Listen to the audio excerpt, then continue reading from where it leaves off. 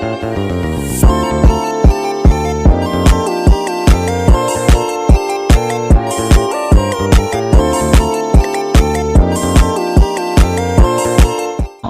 tumbuhan. Yang pertama, akar. Akar adalah bagian dari tumbuhan yang berada dan tumbuh di dalam tanah. Berdasarkan letaknya, akar dibedakan menjadi dua, yaitu akar primer atau akar normal. Tumbuh sejak embrio hingga tumbuh mati, berfungsi menegakkan tumbuhan serta menyerap air dan garam-garam mineral. Akar yang kedua, akar liar. Akar yang muncul dari batang, daun, dan jaringan lainnya. Dapat bersifat permanen atau temporer, serta dapat tumbuh menyampai tanah atau tidak. Berfungsi menyerap air atau mengalami modifikasi menjadi organ untuk merayap, menumpang, dan sebagai akar pada tumbuhan parasit. Ini contoh gambar akar berdasarkan letaknya. Dilihat dari potongan membujur, akar terbagi menjadi 4 bagian, yaitu daerah tudung akar, daerah pembelahan, daerah pemanjangan, dan daerah diferensiasi. Daerah tudung akar merupakan pelindung ujung akar. Daerah pembelahan atau meristematis tersusun atas jaringan meristem, tempat pembelahan untuk perbanyakkan sel. Daerah pemanjangan atau elongasi. Sel-sel hasil pembelahan akan mengalami pemanjangan. Daerah diferensiasi, tempat sel-sel akan berdiferensiasi membentuk sel-sel khusus. Ini dia sebelah kanan ada contoh gambarnya. Penyusun akar. Jaringan epidermis adalah jaringan yang melindungi lapisan terluar akar.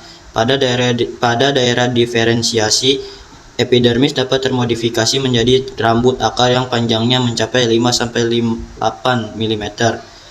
Korteks tersusun atas sel-sel parenkim yang tersusun renggang sehingga terdapat rongga antar sel. Korteks berfungsi menyimpan makanan cadangan berupa butir-butir amilum. Endodermis merupakan selapis sel yang menjadi pembatas antara korteks dan silinder pusat. Berfungsi mengatur pemasukan air ke dalam jaringan xilem di silinder pusat. Penyusun akar periskal terletak tepat di belakang endodermis, berfungsi dalam pembentukan cabang akar atau cabang batang. Perisikal merupakan lapisan terluar dari silinder pusat. Jaringan pembuluh adalah bagian utama dari silinder pusat yang terdiri dari jaringan fibem dan xilem. Jika akar dipotong melintang, akan tampak jaringan penyusun akar, yaitu epidermis, korteks, endodermis, perisikal, dan jaringan pembuluh. Batang. Batang adalah bagian tumbuhan yang terletak di atas permukaan tanah yang berfungsi menopang daun, buah, dan bunga. Di batang terdapat buku dan ruas. Buku merupakan tempat keluarnya daun atau tunas. Ruas adalah jarak di antara dua buku.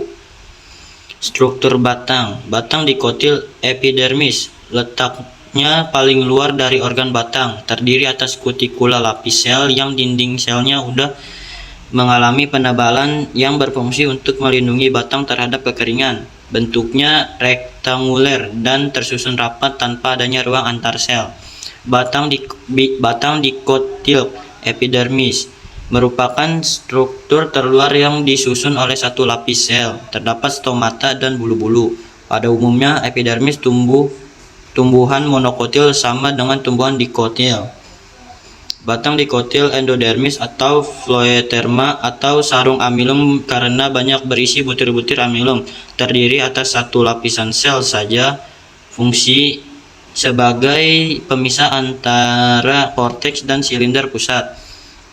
Batang dikotil korteks terdiri atas beberapa lapisan sel dengan rongga-rongga udara di antara sel-selnya. Fungsinya sebagai tempat pertukaran gas.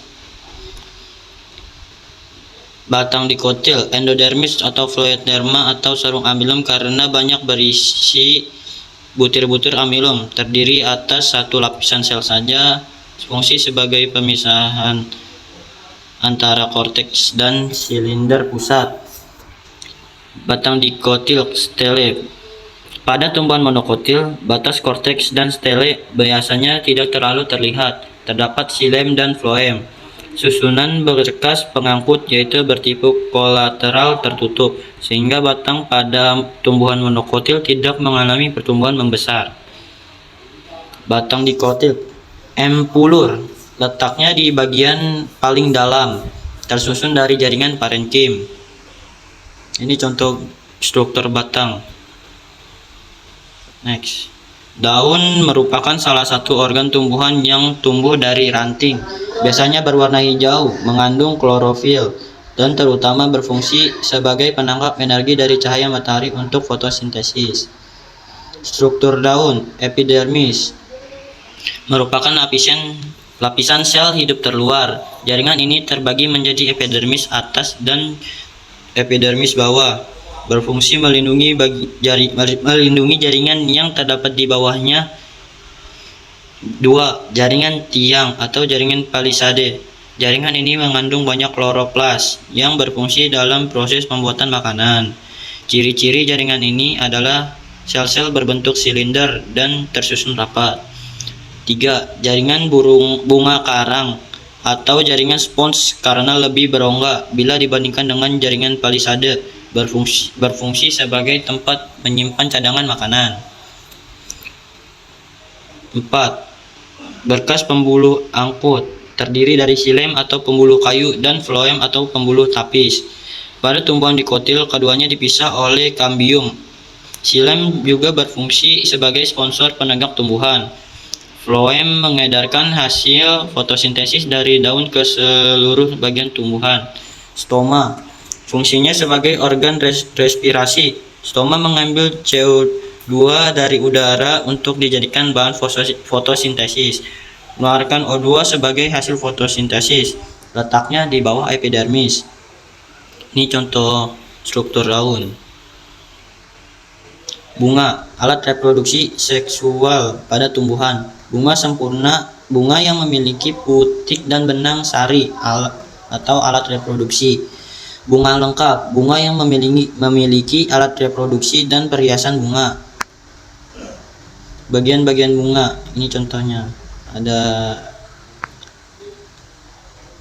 daun kelopak dan daun mahkota.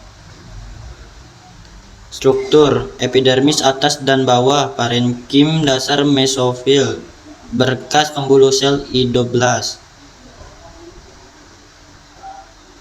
Tersusun atas sel-sel yang berklorofil dan mesofil yang tidak berdiferensiasi menjadi jaringan tiang atau jaringan spons.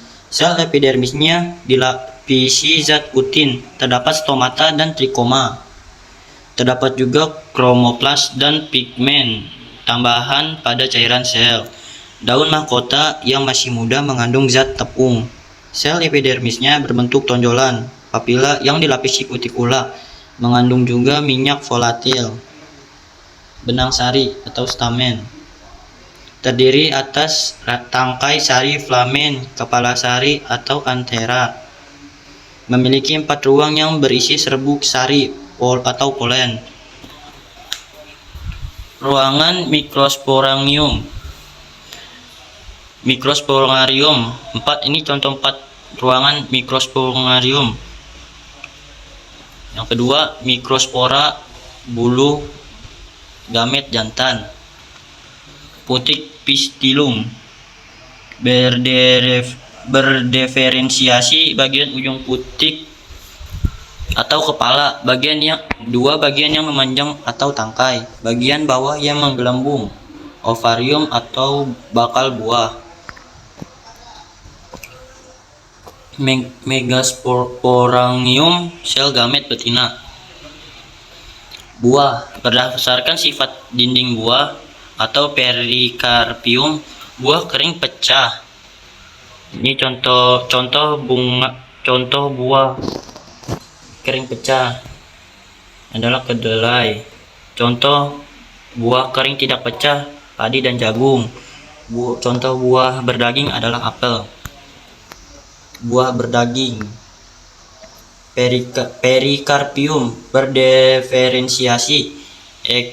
Exocarpium, lapisan terluar dan berwarna. Yang kedua, mesocarpium, lapisan tengah yang tebal. Endokarpium adalah lapisan dalam berupa selaput yang mengandung sel batu. Buah kering. Exocarpium memiliki karakteristik seperti sklerenkim, transformasi kloroplas menjadi kromoplas, perubahan warna kulit buah selama pemasakan buah. Biji. Biji merupakan perkembangan lebih lanjut dari bakal biji. Kulit biji atau testa merupakan diferensiasi dari integumen yang melindungi embrio dan endosperma yang berada di dalamnya. Struktur kulit biji, jaringan epidermis, jaringan makroskleroid, sel-sel parenkim, sel kristal, dan sel berpigmen. Sekian dari saya. Wassalamualaikum warahmatullahi wabarakatuh.